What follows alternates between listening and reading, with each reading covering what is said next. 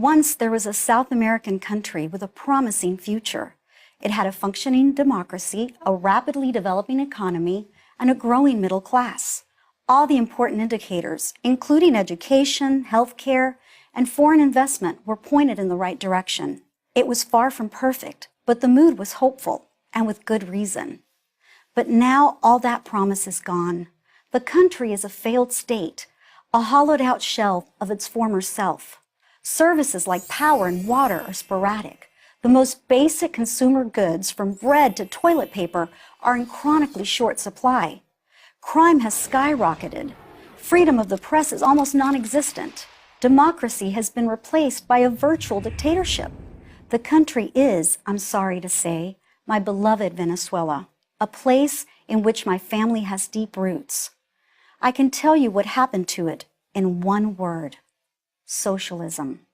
In 1999, then candidate for president, Hugo Chavez, promised to lead the people of Venezuela to a socialist paradise. His theme was Esperanza y Cambio, hope and change.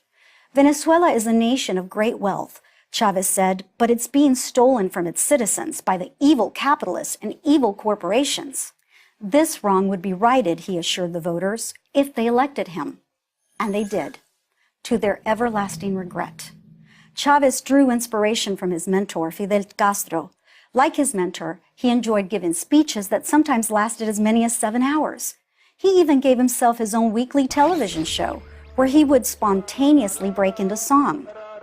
Here's a rule: when your nation's leader starts singing on national television, you're in trouble. Under Chavez, the government of Venezuela took over industry after industry. The government, he assured everyone, would run these businesses better than private enterprise, and the profits would be shared by the people. With great fanfare, he tore up contracts with multinational oil and gas companies and demanded that they pay much higher royalties. When they refused, he told them to leave. They did. His image was burnished by Hollywood celebrities who flocked to see the great work he was doing, taking money from the rich and giving it to the poor. Progressive politicians from the U.S. and Europe also praised him, lavishly. Here's another rule: when Hollywood celebrities visit your country to praise your leader, you're in trouble. When the leader sings on national television and is praised by Hollywood celebrities, you're doomed. Socialism always works in the beginning, so people are fooled in the beginning. It's easy for governments to confiscate money, but eventually there's no more money to confiscate. In the case of Venezuela, I mean that literally. People who could get money out of the country did. Many left the country altogether. Nearly 2 million, according to Venezuelan sociologist Tomás Baez. The wealth creators continue to create wealth, but they created it somewhere else, Miami or Madrid, and other places around the world. When Chavez first ran for president in 1999, he said he would leave in 2 years if people weren't happy with him. But, like Castro, Chavez never had any intention of giving up power. He died in office in 2013, replaced by his vice president, Nicolás Maduro. Maduro is Chavez without the charisma or the voice. The country is now a pariah, shunned by the world and isolated. It's so bad that many international airlines refuse to fly there.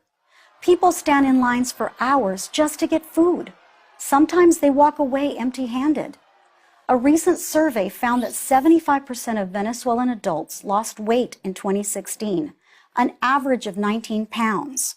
This national weight loss program is known cynically as the Maduro diet. Still, Maduro holds on to power. Opposition leaders and journalists who report the truth are jailed. Venezuela is a cautionary tale. Once a country goes down a socialist path, there's no easy way back. And the longer a country stays socialist, the harder it is to reform it. Venezuela has been socialist for 2 decades. If you don't think it can happen here, whether here is the United States or Europe or anywhere else, you're fooling yourself. When people get used to depending on the government, no matter how poor they remain, that dependency is hard to break. That's why you should never buy the socialist lie. Socialism is a drug, and like a drug, It feels great at first, but eventually it will ruin your country, just like it ruined Venezuela. I'm Debbie D'Souza for Prager University.